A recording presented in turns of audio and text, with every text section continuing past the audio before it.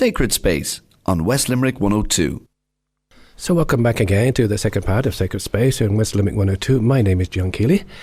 As promised at the introduction, I said that we'd have two guests to join us this morning to speak about Trócaire. It's that time of the year again.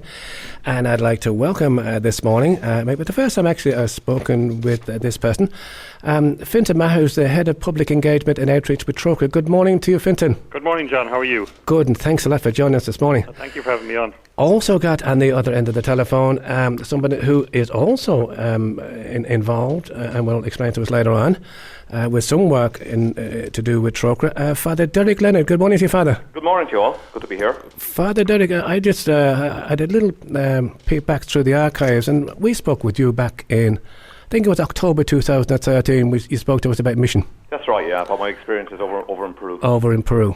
You're getting around a bit. You might speak to us about something else this morning. But anyway, just to continue on with our chat, Fintan, we do like to have our listeners just find out a little bit more and remind ourselves again what Lent is all about. And Trócaire, of course, are very much involved with that. Can you tell us, first of all, who are Trócaire? Yeah, well, Trócaire is the Overseas Development Agency for the Catholic Church in Ireland. So it was established by the bishops in 1973. And when the bishops established us, we were given a dual mandate, and the main part of our mandate is the work we do in the developing world. So we currently work in 16 countries, plus we have work in the occupied Palestine territories. But a part of the mandate was to work in Ireland about raising awareness with the Irish public around the needs of the developing world and how we as Catholics in Ireland have a duty of care to people in the developing world. And when they set out the mandate, it was that duty of care was not as an act of charity, but really as an act of justice. So we very much take our lead from that pastoral letter from 1973, and it's still as relevant today as it was then. So we see ourselves as a justice organisation, and it's basically that we are, I suppose, representing the people in the developing world who suffer injustices and kind of bringing it to the attention of the Irish public and outlining to the public how they can assist people in the developing world. And it's, as I say, it's an act of solidarity rather than as an act of charity. And I was just on your website there today, just sort of take a look at some of the work you do, and even to give people some idea of, the work. I mean, there's a crisis in Sudan, there's a crisis in Gaza, there's the Syrian emergency, there's the Philippines. Where do you guys choose as to how you help people? Yeah, it's very difficult, and I suppose currently it's even more difficult than it has been. So you just mentioned Syria there, and the situation in Syria and in that general area is very, very difficult, but particularly Syria.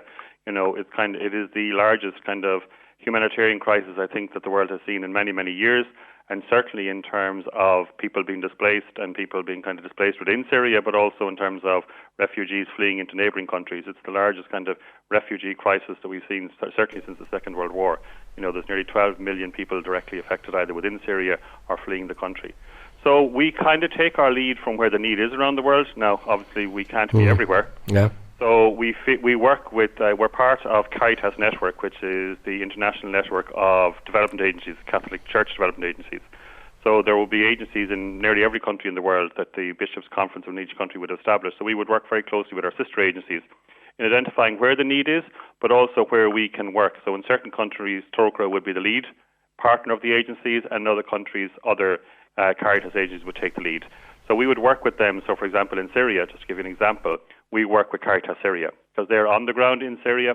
So we did an appeal last year, an emergency appeal to the church for Syria and the Philippines, and the faithful, donated over €5 million to those two appeals. And the money in Syria we channeled through Caritas Syria in terms of inside in Syria to help the people inside. But we also then would work with partners in Lebanon and Turkey in terms of helping people who were displaced externally, so people who fled from Syria into neighbouring countries. So some of the work we do direct ourselves, but it is very much kind of, say, we work as part of, in conjunction with our sister agencies, to deliver the need where it is greatest. And as I say, unfortunately, it is growing, and there are growing crises around the world. And I mean, some of these crises are immediate, like the Sudanese, like the one in sort of Syria. But then there's the ones in the Philippines, which maybe some of us might have forgotten. 2013, where 6,000 people were killed and 4 million were left homeless. Yeah, Typhoon Haiyan, yes. I mean, it had a devastating impact on the people. So Trócaire would have had an emergency response, and again, as I said, the people in 2013, the Irish public responded very well through the church appeal. So we would have had an emergency response where we would have gone and done meeting emergency needs of people in terms of food and shelter in the immediate aftermath of the typhoon. And now we're working in terms of kind of what we call building back better and helping communities to recover, but also to make them more resilient to any future shocks that may happen in terms of typhoons. Yeah. And the immediate response, and then I'd say it's the long-term development needs in terms of how we can improve things for the future for people.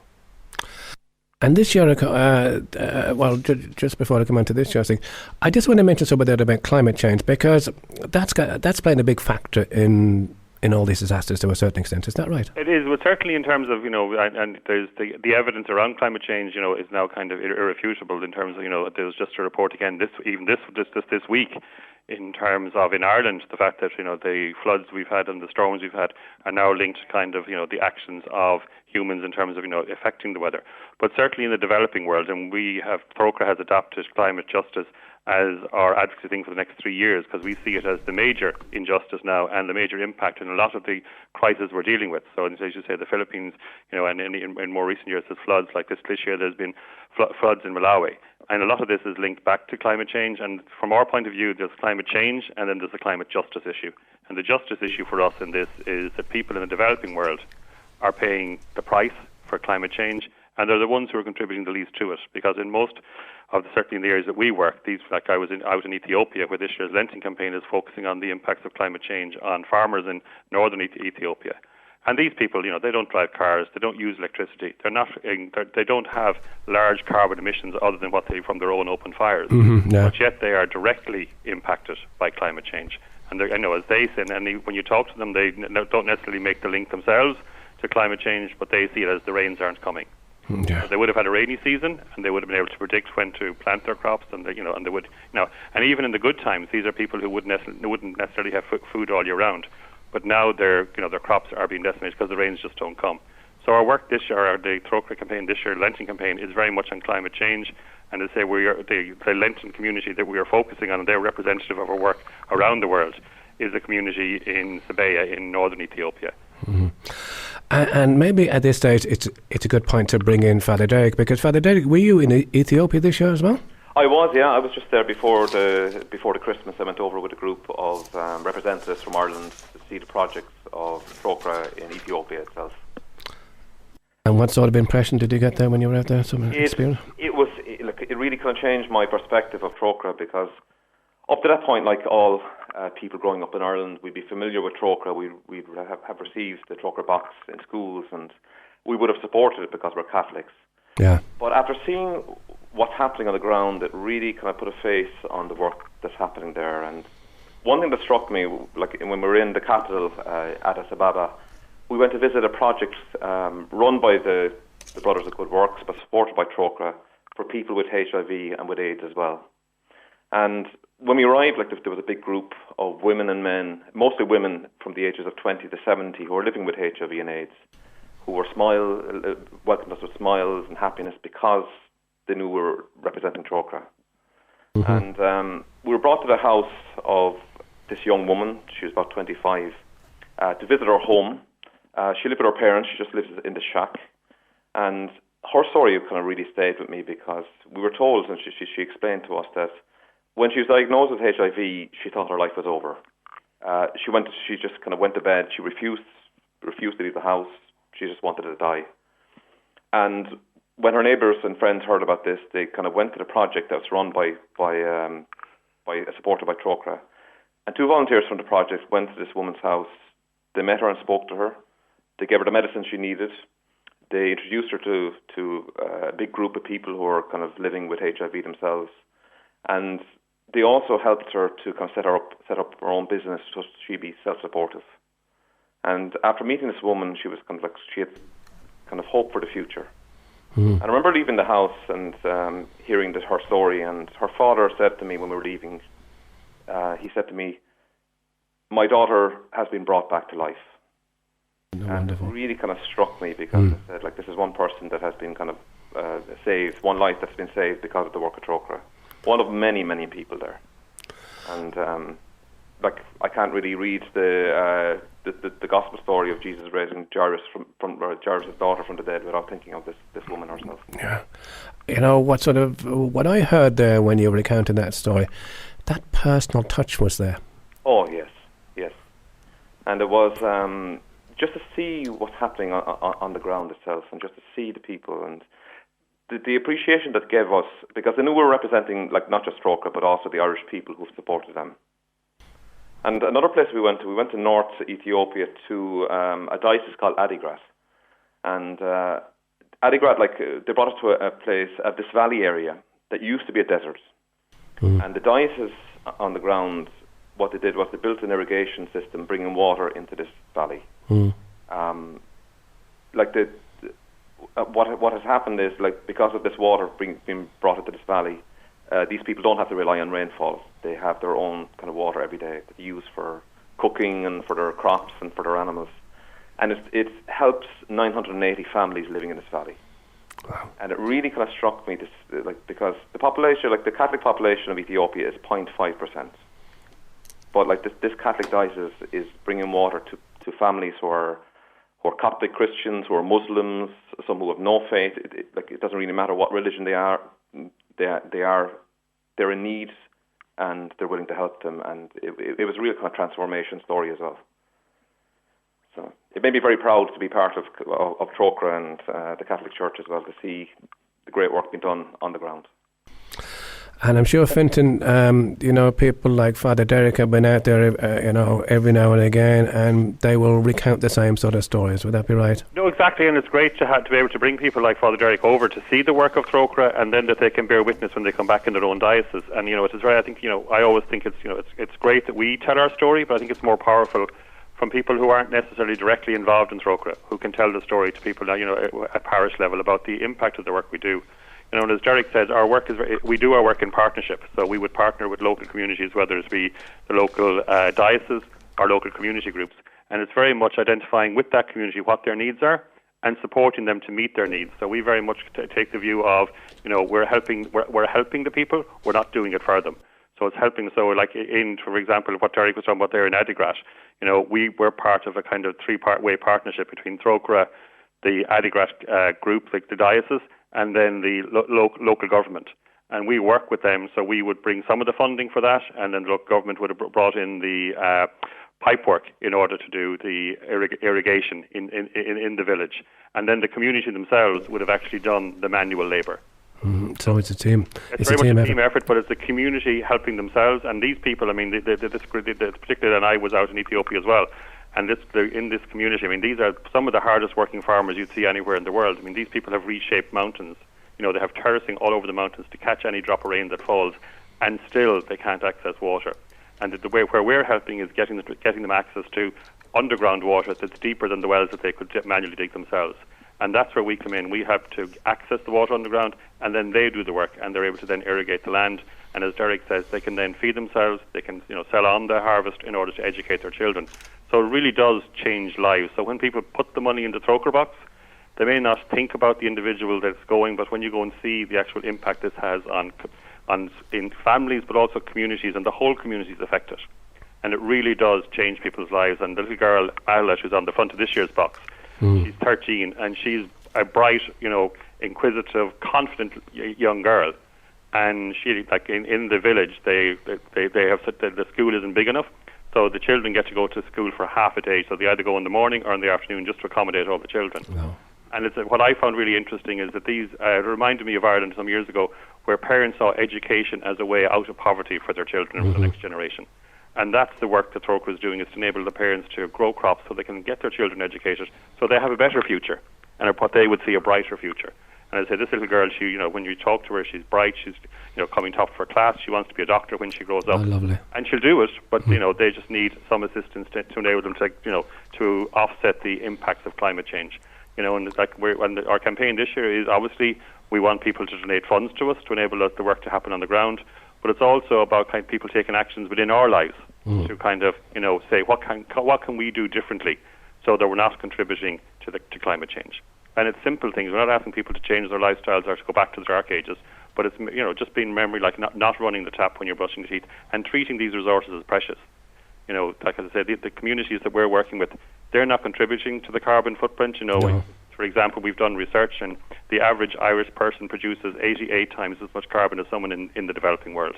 Wow. And yet they're the ones who are paying the price at the end of the day. So when I was over there, they were actually asking us to pray for rain. Yeah. Which is so we have so much of it over here, but they were actually that's it makes you appreciate what we have, actually. And it does, yeah. And the other thing, I don't know, Derek, if you felt the same, like when you go there, it is the first time I actually got the impression of what dry, parched earth is actually like. Oh, yes. Because it is so dry. And it's so important both for Fintan and Father Derek to come on the programme, just to remind us back here, those of us who really wouldn't be aware of it, but also just to be that bit more careful with the resources that we're so lucky that the Lord has given us to use. I'm sure there's loads of people out there this morning who are saying, "Listen, I'd like to help." All right, I know they can give they can give money into the Trócaire box.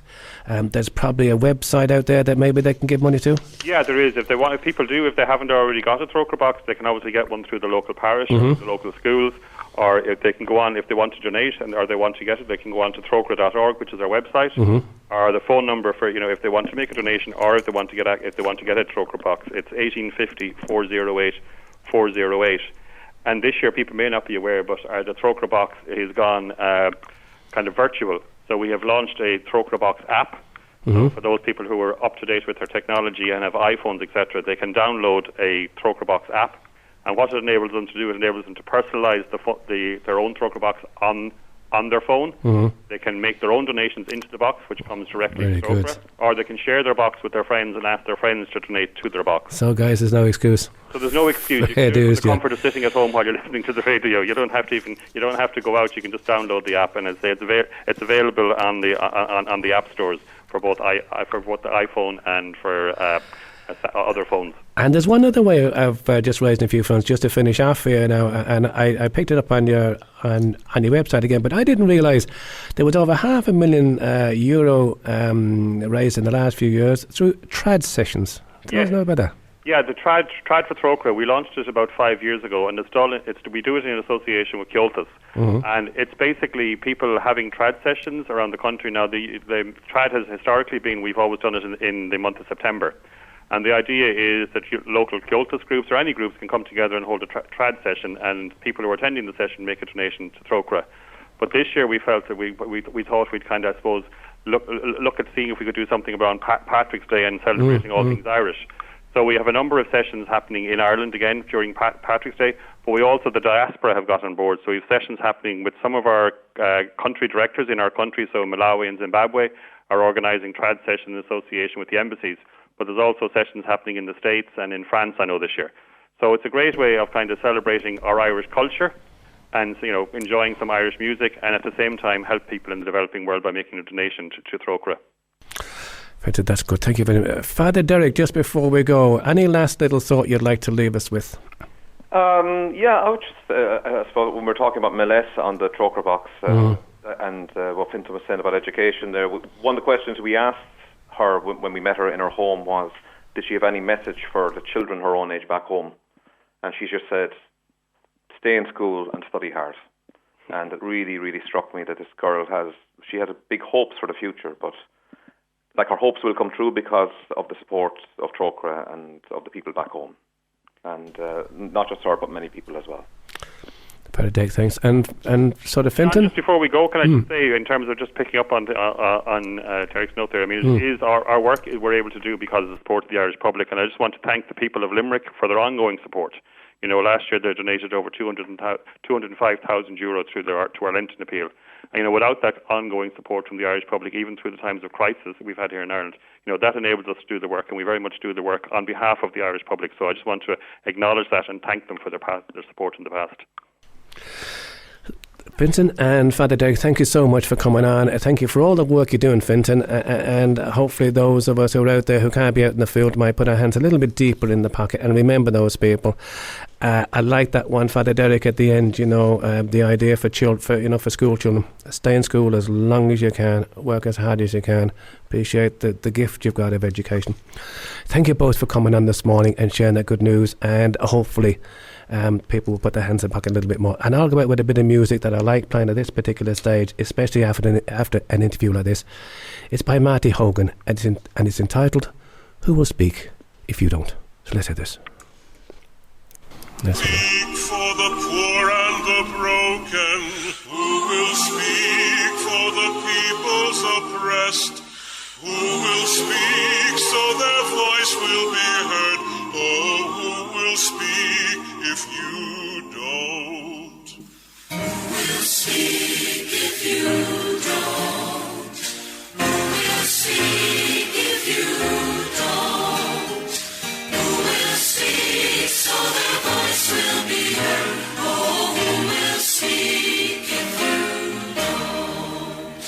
Who will speak for the ones who are voiceless?